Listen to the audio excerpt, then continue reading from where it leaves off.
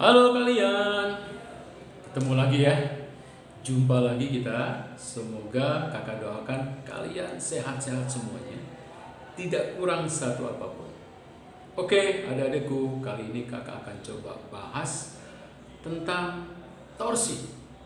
Ya, torsi. Apa itu torsi? Nah, ternyata torsi itu di kehidupan sehari-hari, dek, bisa kita lihat pada jungkat-jungkit. Ya, bisa kita lihat pada ketika kita membuka baut dengan memakai kunci pas. Nah, terus kita juga bisa lihat dari apa namanya, ilmu ke teknik sipil ya. Jadi kalau kalian misalkan nanti kuliah di teknik sipil, akan ketemu tuh apa yang namanya torsi ya. Torsi juga kita jumpai kalau orang membicarakan masalah mobil ya, torsi, kecepatan putar ya. Baik, adik-adikku sekalian, kakak akan jelaskan secara detail ya, materinya berikut contoh-contoh soalnya ya. Oke, mari kita lihat apa itu torsi. Torsi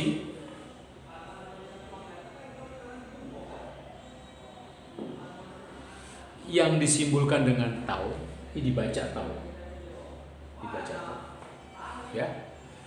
Torsi, apa sih hal-hal tentang torsi? Satu ya, torsi bisa juga berarti momen gaya.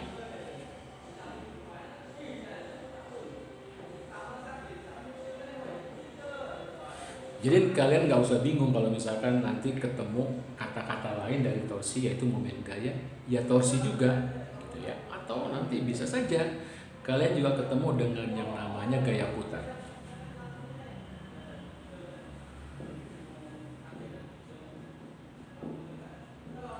Ya torsi juga gitu ya. Nah, hal-hal lain yang lainnya, kalau kita bicara tentang torsi, apa? Torsi adalah penyebab benda berotasi.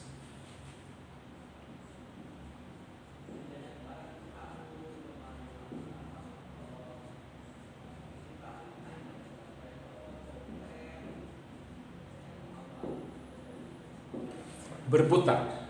Nah, kalau kita bicara masalah berputar, berputarnya searah jarum jam apa berlawanan jarum jam? Berputarnya searah jarum jam apa berlawanan jarum jam? Nah, gitu ya. Biasanya kalau putarannya searah jarum jam, itu torsinya torsi negatif. Ya. Sementara yang berlawanan searah jarum jam, ini sama aja ya. Oke, kalau misalkan dia berlawanan jarum jam, ini itu torsinya sering disebut berarah positif. Oke, ya. Baik, terus bagaimana cara menentukan torsi? Bagaimana cara menghitung torsi? Selain kita tahu arahnya, kita juga harus tahu berapa nilai torsi. Ya, nilai torsi itu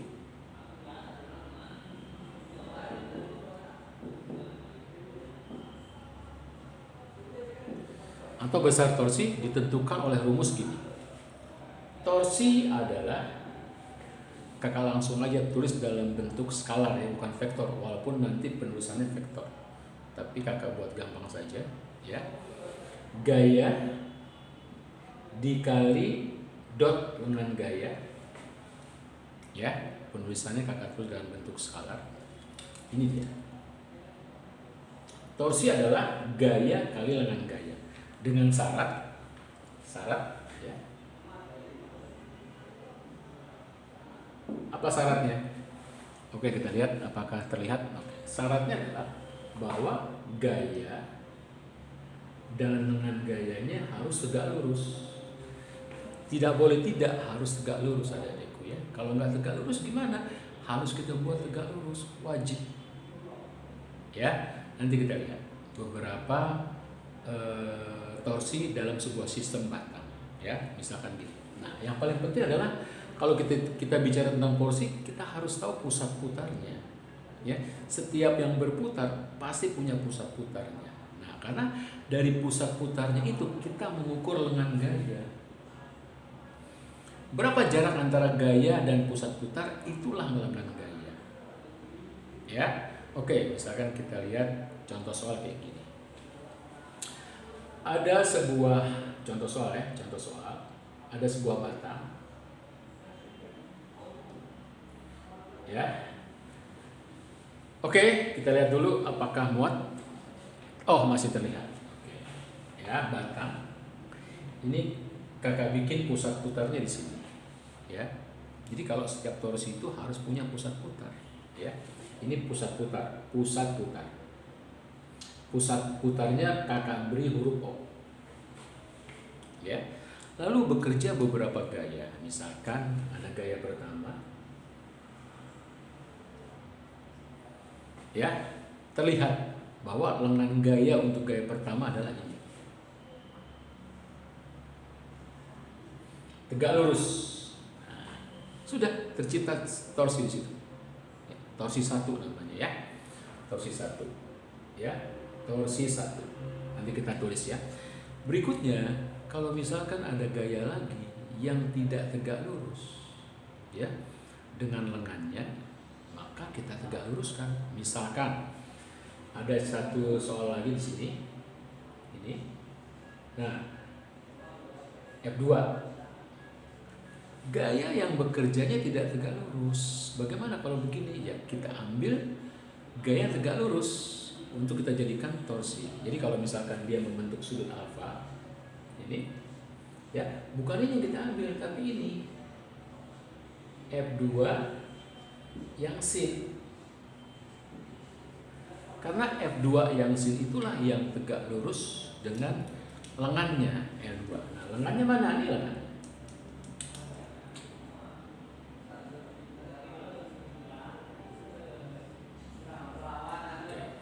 Ya, itulah nilai-nilai torsi dari dua buah gaya. F1 yang tegak lurus dengan lengannya, F2 yang tidak tegak lurus. Maka F2 kita ambil yang tegak lurus, yaitu F2 sin. F2 sin lah yang tegak lurus sama L2. Oke, dengan demikian kita dapatkan dua torsi, ya. Torsi yang pertama adalah F1 kali L1. Ya, arah putarannya apa? F1 berlawanan jarum jam. Ya, ini kita sering sebut torsi yang positif. Nah, sementara torsi 2 yang nilainya didapat dari F2 sin alfa kali L2. Ya, F2 sin alfa lah yang tegak lurus dengan L2. Nah, putarannya kemana? Putarannya ternyata berlawanan jarum jam juga. Jadi dua-duanya berlawanan jarum jam. Berarti dua-duanya positif. Ya, putarannya ke sana. Bukan ke sana ya, Dek. Ke sana karena pusat putarnya ini. Berputar melewati pusat putar. Oke, nah, kemudian kalau misalkan ditanya, kita geser dulu deh ya. Ditanya misalkan gini, kalau ditanya berapa torsi, berapa jumlah torsi yang pusat putarnya O, ya tinggal tambahkan saja karena kebetulan dua-duanya searah, plus tinggal tambahkan. Jadi plus torsi 1 plus torsi 2. Nah, gitu ya Dek ya, kalau dua-duanya searah. Lalu bagaimana kalau dua-duanya berlawan arah? Kita masukkan 1 plus 1 negatif. Ya, oke, baik. Nah, itulah mencari torsi untuk sistem seperti ini. Kakak akan coba kasih lagi soal yang menarik, ya, yang dikaitkan sama torsi. Nah, di sini nanti kakak akan berikan apa semacam tips ya, bagaimana mencari torsi yang gampang. Gini deh prinsipnya, mencari torsi tidak melulu gayanya yang kita rubah. Kita lihat kan di contoh soal ini, gaya yang kita rubah, ya, tidak melulu gaya yang kita rubah. Bahkan bisa jadi nanti lengan yang kita rubah. Tergantung kita melihat soal itu jadi gampangnya seperti apa. Ya, kita melihat secara gampangnya aja. Apakah gaya yang kita rubah atau lengannya yang kita rubah, itu tergantung kebutuhan di menjawab soal tadi, menjawab soal nanti, sorry ya. Mana yang paling gampang dilihat, itu yang kita kerjakan. Tidak melulu gaya yang kita rubah, ya. Karena kadang-kala ada soal yang kalau kita merubah gayanya kok sulit banget, ribet. Makanya yang kita rubah adalah lengannya. Oke, jadi tips mencari torsi adalah gini. Kakak kasih ya, tips mencari torsi.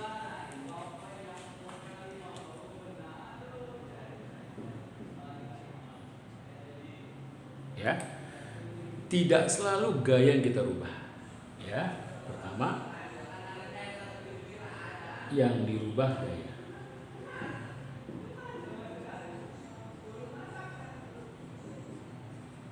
Yang dirubah gayanya, ya, lengannya tidak. Tapi nanti suatu ketika kalian akan mendapatkan kesulitan. Kok ketika gayanya saya rubah, saya malah mengalami kesulitan. Nah itulah makanya kalian juga harus punya yang lain. Apa? Yang lain itu adalah lengan yang kita rubah.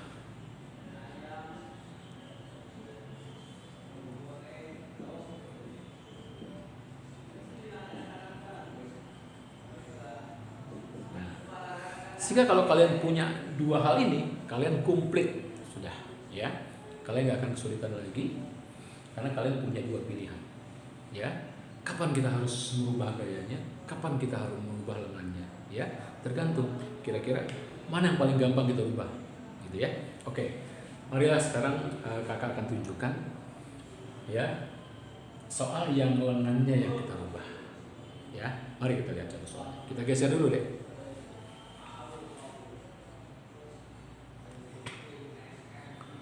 Oke, ya, kita lihat. Kakak hanya ingin menunjukkan bahwa kalian jangan hanya punya yang ini, ya, tapi kalian juga harus punya ini, yang lengannya dirubah. Oke, kakak ambil contoh gini, misalkan ya, ini ada sebuah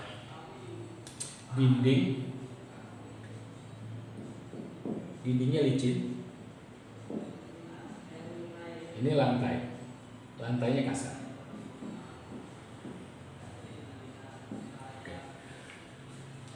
Diletakkanlah sebuah kayu batang,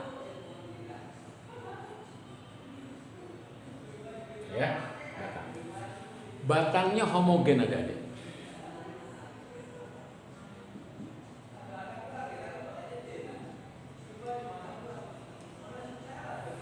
Artinya homogen apa? Gampang adik-adik. Berarti titik pusat massa atau titik beratnya di tengah-tengah batang itu artinya homogen, di tengah-tengah. Ya, jadi kalau misalkan panjang batangnya L, maka ini setengah L, gitu ya. Ini setengah L, ini setengah L, ini setengah L. Oke ya, baik. Nah, kita lihat nih di sini bersudut, ya, bersudut. Nah, terus kemudian kita buat titik-titiknya. Ini titik A. Di sini kita bikin titik B, di sini kita bikin titik C. Bebas adik-adik ya, mau bikin B di sini, A di sini, C di sini. Oke, lihat ya. Kakak akan tunjukkan kira-kira kalau misalkan kita rubah lengannya itu lebih gampang ketimbang kita merubah gayanya. Nah, di sini mungkin saja deh ada dua paduan, ya, gaya yang kita rubah dan lengan yang kita rubah. Jadi kamu combine aja, kamu gabungkan sehingga nanti kamu akan menyelesaikan soal itu tidak sulit, ya, gampang sekali. Oke, misalnya gini.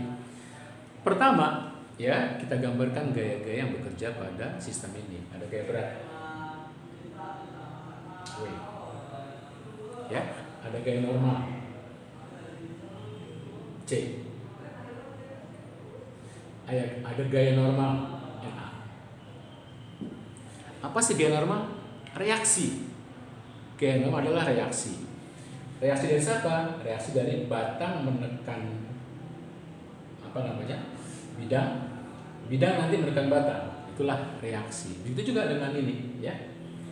Dinding, batang menekan dinding, maka muncul reaksi dinding menekan batang. Itulah yang disebut dengan gaya normal. Oke, kalau misalkan ditanya torsi apa saja sih, ya, sigma torsi yang lewat B, jadi kita anggap nih pusat putarnya B. Apa saja? Yuk kita lihat. Ya, sebelumnya kita lihat dulu apakah bisa muat layar kita. Oke ya, yes, mari kita lihat. Kita misalkan adalah kita mau cari torsi yang pusat putarnya B. Oke, apa saja? Lihat, ya. Ini, ya, ini gaya normal. Ini pusat putarnya. Berarti kalau begitu gaya normalnya sudah punya lengannya, yaitu AB, lengan dari gaya normal, ya, terhadap pusat putar B adalah AB. Kita dapatkan, ya. Oke, gaya normal A punya pusat putar AB. Kelihatan kan? Dia sudah tegak lurus tuh. Gitu ya. Oke, apalagi ada gaya punya lengan. Ini kan sulit sekali adik-adikku. Ya, kalau misalkan yang kita rubah gayanya, mendingan yang kita rubah lengannya. Jadi boleh begini adik-adikku. Kamu turunkan W ini sampai di sini.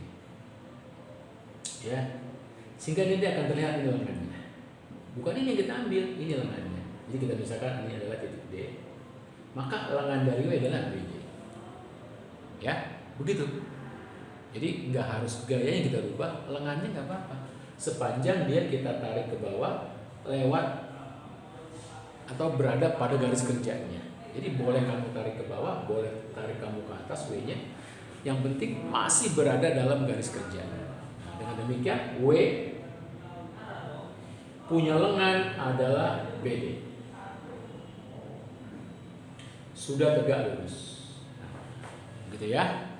Oke, kita lihat lagi deh. Harus kita lihat setiap saat supaya kita yakin bahwa dia terlihat oleh kamera. Nah, apalagi NC deh. Gaya NC punya torsi terhadap pusat B dengan lengan BC. Sudah tegak lurus. Jadi kita masukin ya. Kayak di bawah aja ya. Gaya C, gaya normal C punya lengan terhadap pusat putar B yaitu CB. Jadi NC lengannya CB, NA lengannya AB, W lengannya BD. Nah, sekarang karena dia torsi adalah vektor, kita masukkan arah-arahnya deh, ya. Oke, kita lihat. Torsi yang diakibatkan oleh normal A, dia berputar searah jarum jam. Lihat ini ya, pusat putarnya ini, jadi mutarnya gini deh. Nah, bukan ke sana deh mutarnya ya, ke sini.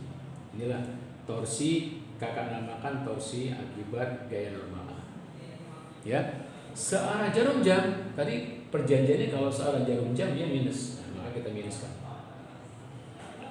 Ya, oke, kita lihat lagi torsi yang ditimbulkan oleh gaya berat W. Nah, W akan berputar ke sana deh. Torsi dari W akan berputar ke sana. Berarti searah jarum jam. Kalau searah jarum jam, ini kita bikin minus juga. Ya. Nah, lalu kita lihat lagi sekarang NC, torsi yang diakibatkan oleh NC adalah arahnya berlawanan jarum jam. Ya, maka dia kita beri tanda plus. Nah, gitu ya. Sehingga kita dapatkan sigma torsi lewat pusat putar B adalah ini kali ini semuanya ya, ini semuanya. Nah, andai kata akibat torsi-torsi itu ya batang tidak berputar, maka kita bisa katakan sigma torsi di titik B sama dengan 0. Nah, kita bisa bilang begitu deh. Kalau katakanlah batang itu jadi tidak berputar, maka sigma torsi B-nya adalah 0. Nah, sehingga dengan demikian kita bisa tulis 0 sama dengan ini min NA kali AB lengannya dikurang W kali BD lengannya ditambah NC lengannya CD. Nah, dengan demikian melalui matematika yang sederhana ini kita pindahkan jadi NA torsi NA ditambah torsi W sama dengan torsi NC. Inilah yang kita sebut kesetimbangan torsi, ya, kesetimbangan rotasi. Jadi putaran yang dua searah jarum jam diimbangi oleh putaran yang berlawanan jarum jam. Sehingga dengan demikian kalau torsinya sama antara searah jarum jam dengan berlawanan jarum jam, maka benda itu tidak berputar. Kalau benda tidak berputar atau tidak berotasi, maka sigma torsi B-nya sama dengan 0. Oke, itulah tentang torsi adik-adikku, ya. Kakak akan bekali kamu tuh, ya, bahwa jangan istilahnya kamu hanya tahu untuk mencari torsi gaya yang kamu rubah. Enggak selalu gitu adik-adikku, ya. Lengannya pun boleh kamu rubah. Yang penting apa? Yang penting kamu melihat bahwa kok kalau saya rubah lengannya jadi gampang ya kita menghitungnya. Nah itu. Jadi pertimbangkan juga hal-hal seperti itu, ya. Enggak melulu misalkan gaya yang kamu rubah, enggak melulu adik-adikku, ya. Jadi dengan dua cara ini kamu lengkap mendapatkan cara gampang menyelesaikan soal-soal tentang torsi, ya, terutama soal-soal tentang kesetimbangan benda tegak. Oke, segitu aja dulu adik-adikku. Semoga bermanfaat. Sampai ketemu lagi. Bye.